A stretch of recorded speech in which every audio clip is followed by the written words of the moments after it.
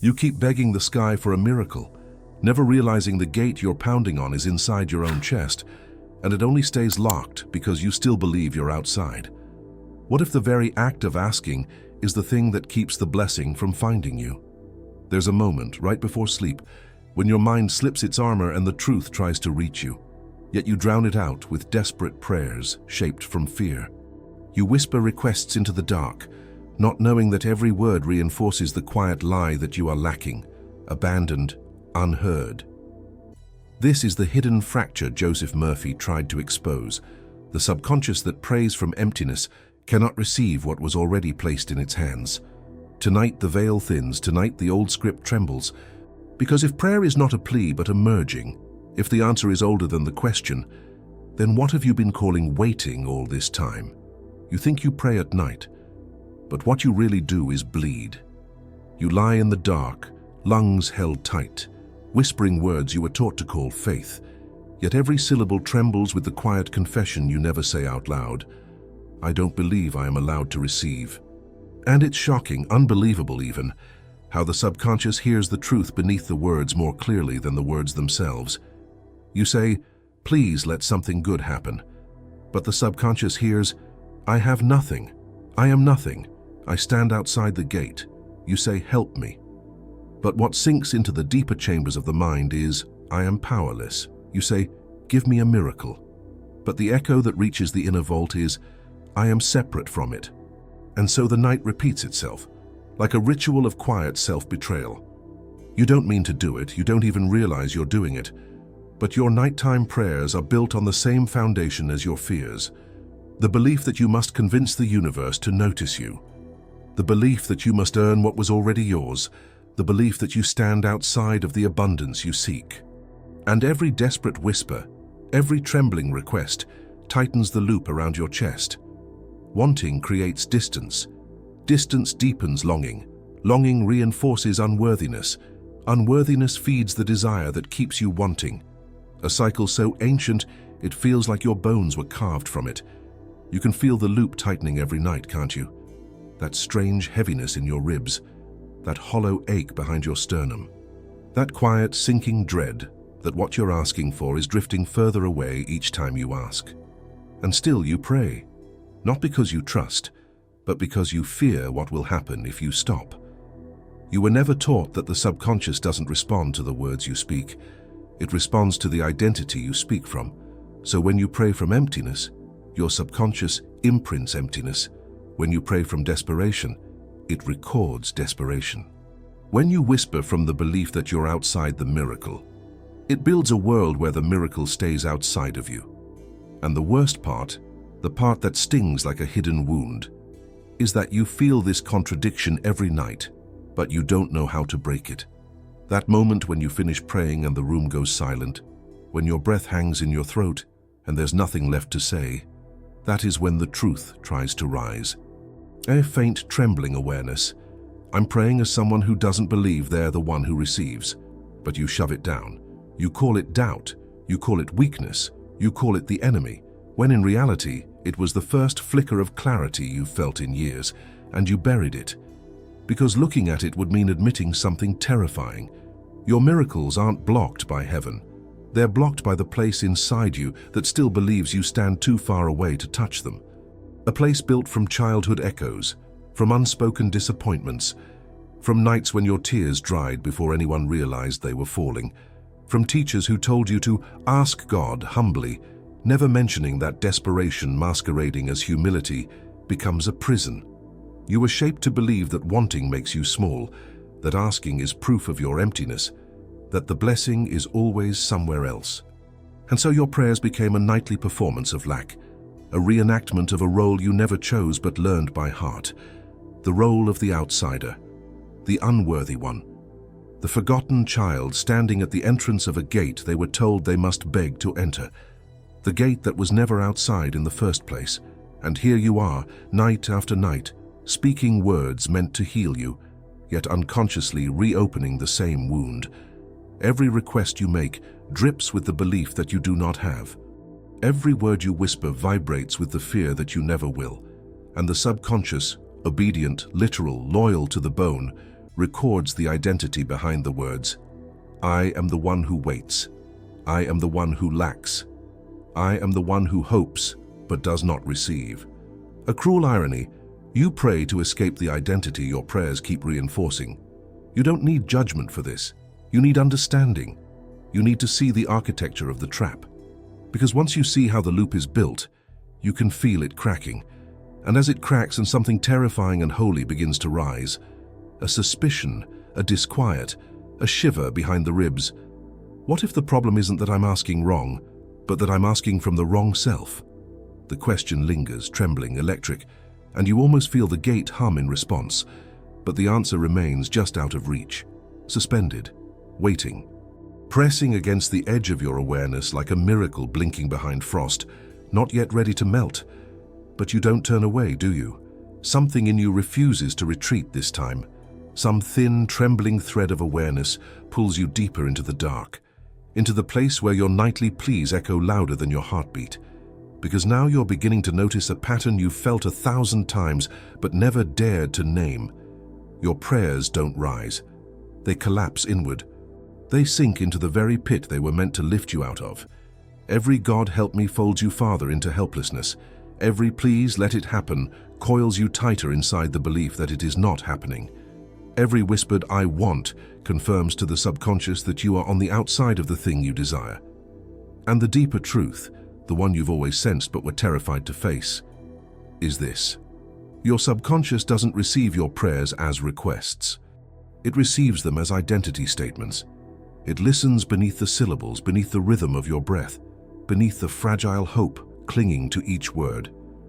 And it hears the silent confession you never intended to make. I am lacking. I am waiting. I am the one who has not yet become. How could you receive a miracle when your every prayer teaches your inner world that you are the one who waits for miracles? How could abundance find you when every night you affirm your role as the seeker of abundance, never the one who embodies it? It's a brutal truth, sharp, unforgiving, and yet somehow familiar, because deep down you've always felt the tension, that strange heaviness when you finish praying. That sinking sensation in the stomach, as though the words you spoke escaped into nothingness and left only the echo of longing behind. A moment where you feel smaller, not larger, emptier, not fuller. But you blamed yourself. You called it doubt. You called it impatience. You told yourself you just needed more faith, more discipline, more surrender, never realizing the truth. You weren't praying wrong. You were praying as the wrong version of you. A version stitched from old wounds, from the night you learned silence instead of safety, from the moment love felt conditional, from the time you reached for help and found only the cold echo of your own breath. These experiences wrote a script in your subconscious. You must ask, you must beg, you must plead, and maybe, if you are good, if you are lucky, you will be given something someday. So even as an adult, you enter the night like a child standing at the door of an unlit house, knocking softly, hoping someone will eventually answer. Not realizing, never realizing, the door is inside you. The house is inside you. The miracle is inside you. But the version of you that prays at night has never been shown how to turn the handle. And this is where the quiet devastation begins. Because the very identity you bring to your prayers is the identity that blocks them. You pray as the excluded one, the still waiting one, the not yet enough one. And the subconscious, faithful as shadow, says, if this is who we are, then this is the world we must create. A world where miracles stay just out of reach. A world where blessings take one step toward you, only to fade like breath on glass. A world where you are always asking, but never receiving. And so the loop continues, night after night, breath after breath. Hope rising, collapsing, rising, collapsing, a tide that never reaches shore, until tonight. Because tonight, something is shifting. Not outside you, inside you.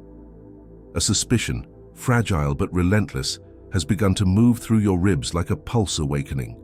What if my prayers don't fail because I am unworthy? What if they fail because I'm praying from the wrong identity entirely? The thought shakes you. You feel it like a crack in the illusion, a fracture in the architecture of your suffering. It's unsettling, destabilizing, a little terrifying. Because if this is true, then everything you've believed about asking, about waiting, about receiving, everything is collapsing in your hands. And yet, somewhere behind the fear, something ancient stirs, something that feels like recognition, like memory, like a truth you once knew and somehow forgot. You can sense it rising like a whisper pushing through stone. You were never meant to ask from emptiness. But what does that mean? Where does it lead? What gate does it point to? The answer hovers, close, electric, as if it's pressing its forehead against yours. But it will not reveal itself yet.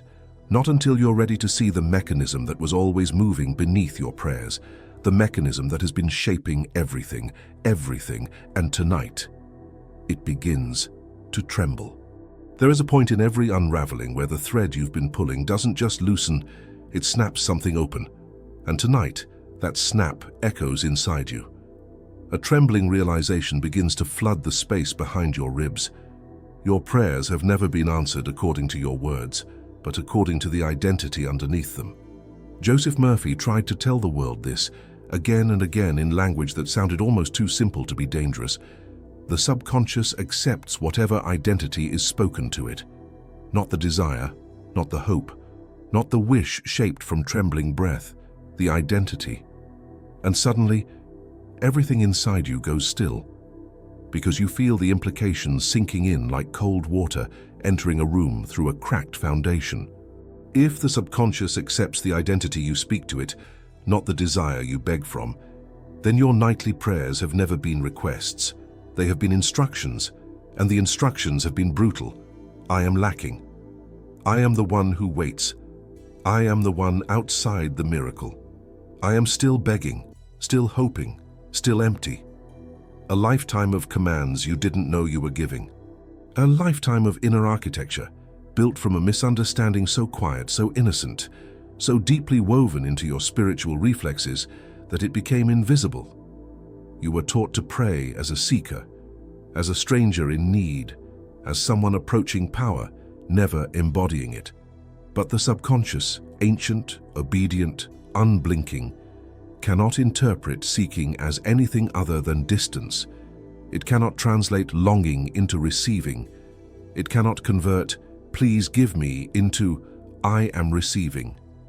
There is no bridge, no mystical loophole, no way for desperation to become embodiment by accident, and in the silence that follows this revelation, you feel something like betrayal, not by God, not by the universe, but by the very beliefs you were taught to trust, beliefs that wrap themselves around your ribs like a comforting rope, only for you to realize it was a noose made of good intentions. Because here is the law, the invisible mechanism, the subtle fracture you never noticed. Asking affirms distance. Merging affirms possession. When you ask from longing, you stabilize the identity of the one who longs. When you merge with the feeling of the desired state, you stabilize the identity of the one who receives. The subconscious does not care about morality or worthiness. It does not weigh your tears or measure your effort. It records one thing only, who you are being in the moment you speak. And that is the frequency, that is the gate, identity, not intention, not effort, identity. You feel the shock ripple through you, a jolt so sudden it almost tastes like fear. Because if this is true, then your entire spiritual life, your entire method of manifesting, your entire relationship with the unseen has been built upside down. You've been pushing a door that only opens inward, a door that was designed to respond not to desperation but to recognition, not to begging but to alignment, not to please give me, but to the quiet, sovereign whisper, it is already within me. That sentence alone sends a tremor through your spine, a feeling of something old, something forgotten, something powerful, beginning to stir like a lion waking in the dark. But the revelation isn't done, not yet, because now the mechanism unveils itself fully, the inner gate that has been waiting for you to understand its design, and as you approach it in your mind, you can feel it humming, low, steady, ancient. A gate that does not respond to begging hands, only to one frequency, the frequency of already aligned. But what does that frequency feel like? How do you speak to the subconscious as one who has rather than one who wants? The answer is close enough to touch, close enough to shatter you, close enough to rewrite everything, yet still, it holds itself just beyond your fingertips, waiting for you to take one more breath before it reveals the next layer of truth. The air around you feels different now, thicker, charged, as if the room itself is leaning in. Because you're standing at the threshold of a truth most people never uncover, a truth so disorienting it rearranges the shape of your silence. The subconscious, this vast wordless engine beneath your life, does not respond to your requests. It responds to your assumptions. It obeys whatever identity you imply when you speak. And the subconscious has no sense of humor, no subtlety, no ability to translate metaphor or spiritual desperation. If you speak as someone who is waiting, it accepts waiting as your reality. If you speak as someone who lacks, it accepts lack as the world you belong to. If you speak as someone outside the miracle, it seals the gate because that is the you insist on being. And suddenly, with a shock that shakes you from the inside out, you see it. You haven't been praying for miracles. You've been praying as someone who doesn't have them. And the subconscious, faithful servant that it is, has been saying, "As you wish." The betrayal hits you like cold fire. Not betrayal from God, not betrayal from life, but betrayal from the old teachings that told you to ask harder, pray louder, show more humility, surrender, wait. Teachings that never understood the law that moves beneath every prayer. The subconscious accepts identity, not desire. You almost feel the sting of it behind your eyes, like a truth too bright, too raw, too close to the bone, because now you understand why the gate stayed shut. It wasn't locked, it wasn't withheld, it wasn't hiding from you. It simply could not open to a version of you that insisted it was standing on the outside. A gate can only open when the one approaching it already belongs inside. And this is the holy paradox, the one you were never taught. You don't receive the miracle and then become the identity that matches it. You become the identity first, and the miracle must follow. It's a law, a mechanism, a spiritual physics as relentless as gravity. You feel the weight of it settling into your chest, not heavy like burden, but heavy like truth, the kind that makes your breath deepen and your awareness sharpen. It explains every unanswered prayer, every delay, every silent night that left you wondering if heaven had forgotten your name.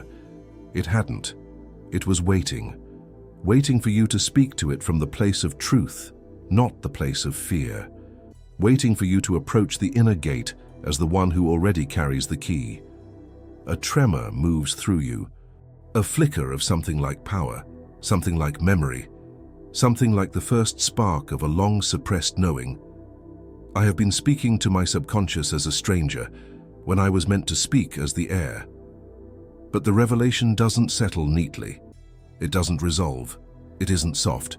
It claws at the edges of your identity because it demands something unthinkable, a shift in who you believe you are before anything in your world changes, a reversal of inner gravity, a reorientation of soul, a full betrayal of the old self who begged and waited and hoped and feared.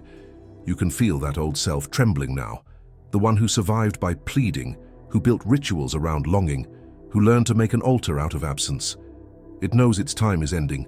It feels the new identity approaching like a storm made of light. And yet, the next step remains hidden, wrapped in a silence so potent it almost hums.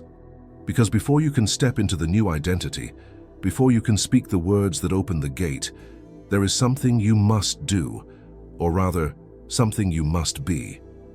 The method of becoming, the shift from asking to embodying, the moment where the old script finally breaks. It's close, dangerously close. You can feel it pressing against your awareness like a tide preparing to rise. But not yet. Not until you cross the threshold of choice that this revelation creates. Not until you decide whether you will continue speaking to your subconscious as a beggar, or as the one who has always been inside the miracle. Something is happening inside you. You can feel it, can't you? That trembling in your chest, that pressure behind your sternum. that rising sense that the old pattern is cracking like glass under heat.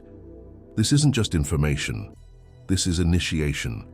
A moment where the subconscious, your subconscious, is listening differently, leaning forward, waiting for you to mark the shift.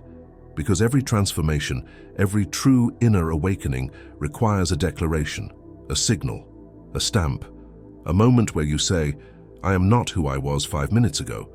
So before we move deeper, before we unveil the method that rewrites your entire inner script, pause, here, with the gate trembling, and make this moment real.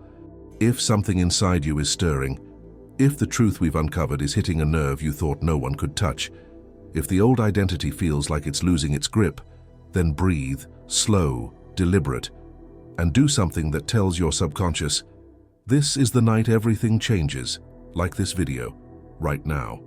Not as a gesture of support, but as a signal to your mind that you are choosing alignment over longing. Comment below. Not mindlessly, but as your first spoken declaration of the identity you are stepping into. Write something that feels true in your bones, even if it shakes you to say it. I am ready to receive, or the gate is opening within me, or I speak as the one who already is. And subscribe, not just to stay connected, but to keep yourself anchored in the frequency you are claiming tonight, because transformation is not a whisper. It is a choice echoed by action. It is a moment where the old self tries to pull you back into silence, and you step forward anyway. So mark this moment, claim it, honor it. Tell your subconscious, I'm here, I'm awake, and I'm not going back. And as you do, you will feel something shift, a subtle click, a realignment inside your chest, as if a gate you have never seen has just moved an inch toward opening. But don't look for the miracle yet. Don't reach for resolution, because the real transformation, the method that turns identity into reality, is only beginning to reveal itself. And it is waiting for you in the next breath, the next word, the next unraveling, just beyond this moment you have claimed. Now the air feels different around you, as though the room has become aware, as though something ancient in your subconscious has turned its face toward you for the first time in years. Because this is the moment, the pivot, the internal doorway where the old identity loosens and something new begins to breathe beneath your ribs. But listen carefully. This isn't a technique you do. This is a self you become. You cannot perform this shift with effort. You cannot force it with discipline. You cannot recite it like a spell. This is subtler, quieter, more intimate than anything you've been taught. Joseph Murphy hinted at it in every book, every lecture, every whispered metaphor. Speak to the subconscious as the one who already is, not the one who hopes to be. Because the subconscious obeys identity, not desire, not emotion, not intensity, identity. It hears who you believe you are beneath the prayer. So the shift begins here, in the smallest inner movement, the transition from I want, I am receiving, not I have, not it is done, not hollow affirmations that your nervous system doesn't believe. No, it begins with a gentler frequency, one the subconscious can accept without resistance, without contradiction, without triggering the old wounds that whisper, you're lying to yourself. I am receiving. Feel the difference in your body. Say it internally, not loudly, not forcefully, but like a truth whispered from the deepest part of you. I am receiving. Again, slowly. Let the words sink beneath the surface of your awareness. Notice how these words do not fight your current reality. They do not contradict your lived experience. They do not demand belief. They create an opening, a shift, a softening, a reorientation of the inner gate. Because your subconscious can accept I am receiving without resistance. It is a bridge between longing and embodiment, a bridge from the self that begs to the self that becomes. When you say I am receiving, you are not claiming possession, you are claiming identity, and identity is the only language your subconscious takes literally. You are not pushing, you are not reaching, you are not waiting, you are inhabiting, and in that inhabiting, something subtle but seismic occurs. Desire stops being a request and becomes a recognition, a remembrance, a coming home. Feel that, just for a moment, the way your breath changes when you stop pleading and begin aligning. The way your chest loosens, as if some ancient knot has been undone by the gentlest touch. The way your thoughts quiet, because the subconscious finally hears an identity it knows how to follow. But don't rush this. Don't leap to the conclusion. Don't try to jump ahead to manifestation or results. This shift is not a finish line, it is a doorway. And doorways demand presence. Stay with the sensation, that faint hum behind your sternum, that quiet ache of recognition, that trembling sense that something is finally moving toward you instead of away. I am receiving. Let the word sit inside you like a seed absorbing the darkness before it decides to sprout. There is more, a deeper layer, a more intimate reorientation of identity itself. But that part of the shift cannot be forced. It must unfold like breath, like dawn, like truth rising through shadow. And it is rising. You can feel it, a warmth, a pressure, a slow, unbelievable expansion. As if your subconscious is beginning to open its eyes. Breathe, slowly now. Because the next movement is not loud, it arrives like a soft hand on the back of your heart. The shift you began, from wanting to receiving, opens a space within you. A quiet space where the subconscious becomes attentive, pliable, ready. This is where the real pivot happens, not in words, not in effort, but in orientation. Because there is a difference, a profound, almost invisible difference, between speaking toward what you desire and speaking from the self who is meeting it. It is the difference between reaching and allowing, between pressure and inevitability. So now, gently, almost like placing a warm cloth over a wound, you bring the second layer of identity into the subconscious. Not by force, not by declaration, but by tone. The tone of someone who is already inside the gate. A tone that whispers, I am the one who receives, the one the miracle knows, the one the blessing recognizes. Say it within yourself, not as affirmation, but as realization. I receive because receiving is who I am. Let it echo, let it stretch, let it move through you like warm light passing through a dim room. This is the pivot most people never reach, because this is the moment when desire stops being a hunger and becomes a state of being, a frequency, a posture, a quiet inevitability that begins to rearrange your inner world without strain, without effort, without the friction of longing. In this state, you are not begging the universe. You are not negotiating with life. You are not knocking on the gate. You are the gate. And as you inhabit this identity, even for a breath, you feel a strange sensation, not excitement, not certainty, something older, something deeper, permission. Your subconscious begins to loosen its grip on the old pattern, the one that kept you always asking, always waiting, always trembling at the edge of the blessing. That identity is dissolving, slowly, like frost under warm hands. And the new identity, the receiving self, begins to take form, but not fully, not yet. Because identity is not declared in one moment. It is allowed to rise, allowed to anchor, allowed to become familiar in the inner corridors of your being.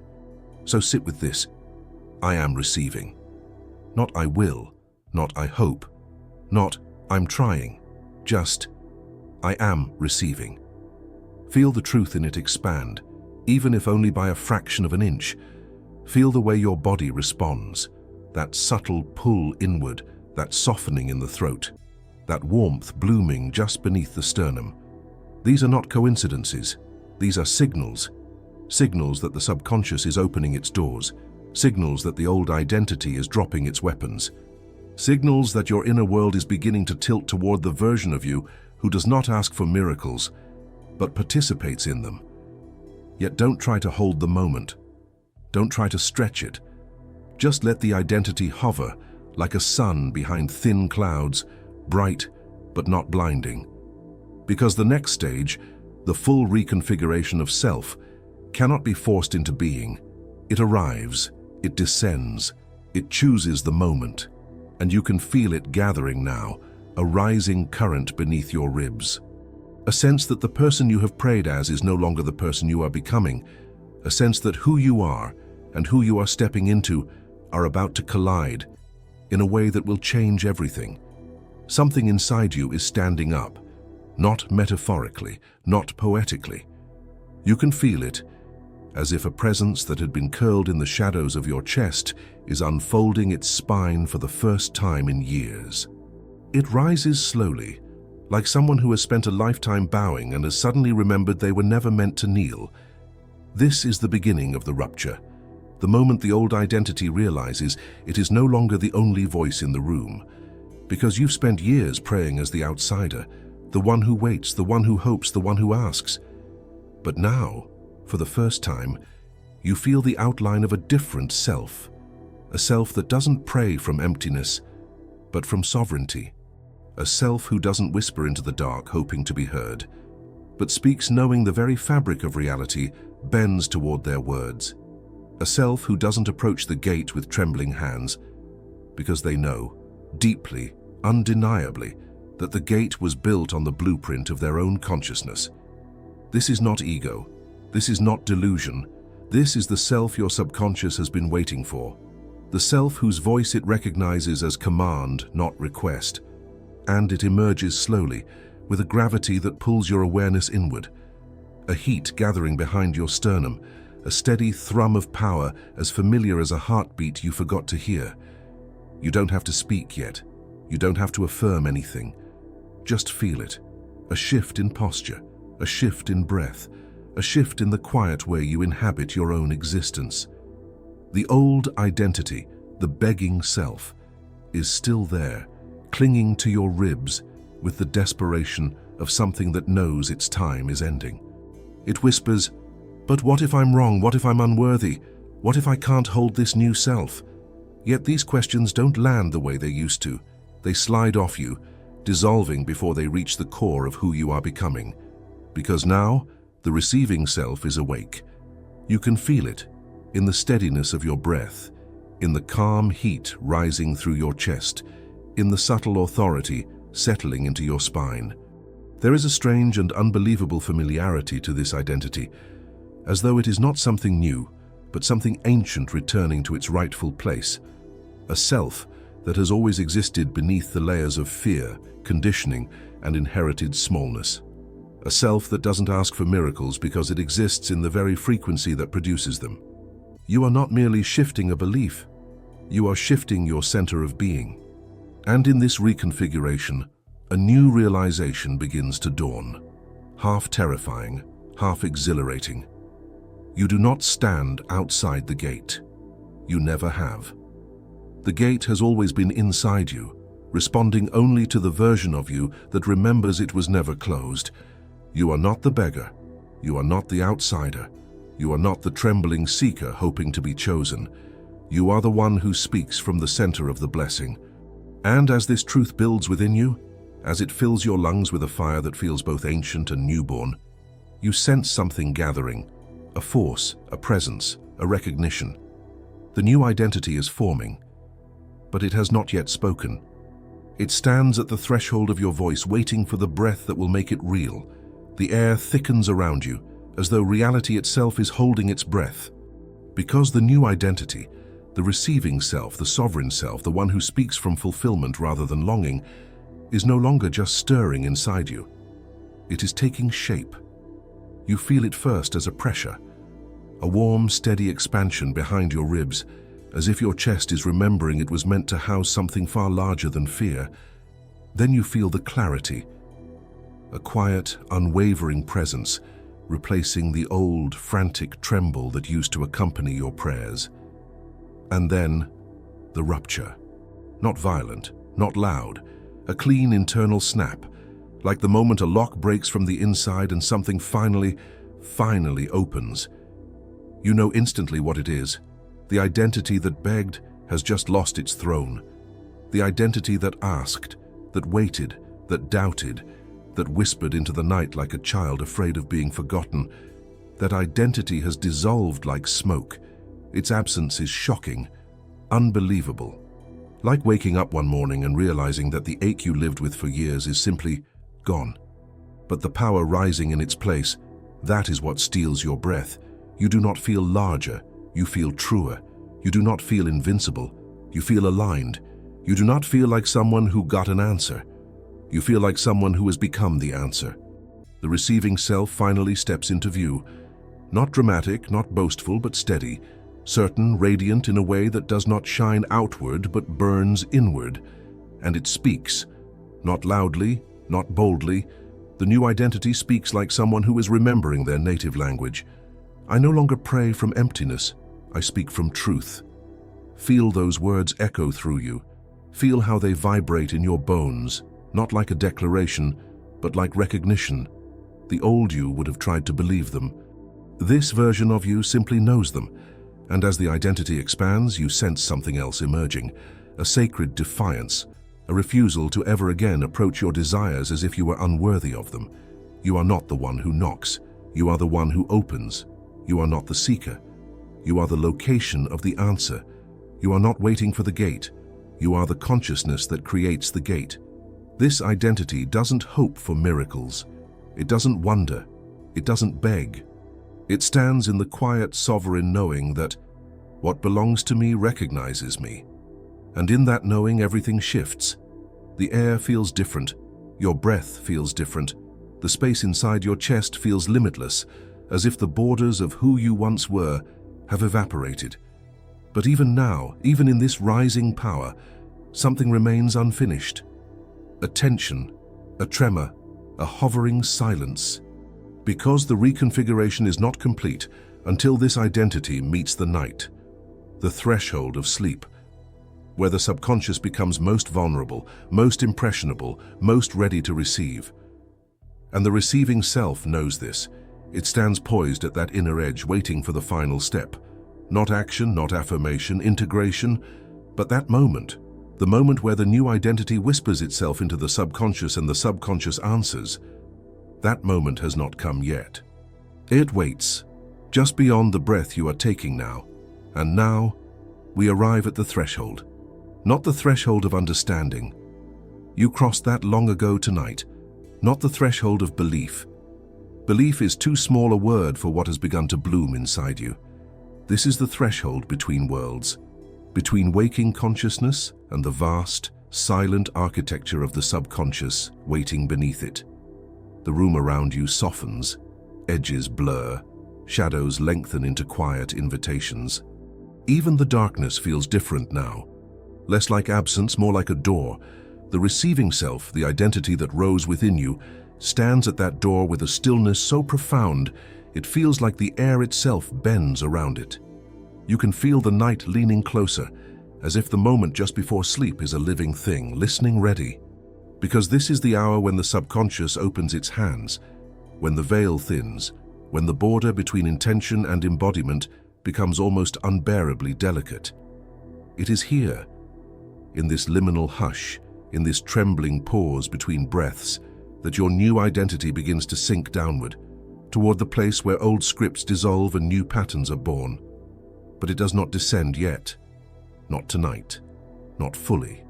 It hovers inside your chest like a glowing seed suspended in water, weightless, formless, but pulsing with the promise of something unreal and yet utterly inevitable. You sense it. That quiet hum rising through your sternum, spreading into your ribs, moving toward your spine like a current threading itself through bone. Not a miracle. Not an answer. A frequency.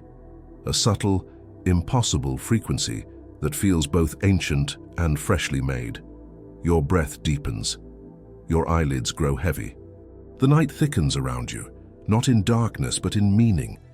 You are not finished, you are not transformed, you are not done. You are open, open in a way that feels dangerous and holy at once, as if the universe is holding something just inches from your awareness, waiting for the precise moment your subconscious is ready to receive it. The receiving self stands at the edge of that mystery, silent, steady, aware. It does not force, it does not declare. It simply waits for your next breath to carry it inward. And as you drift towards sleep, toward that internal chamber, where all identities are rewritten and all gates are internal, You feel one last sensation, a pull, not forward, not upward, inward. A gravity drawing you closer to the place where your new identity will speak its first true word into the dark waters of your subconscious.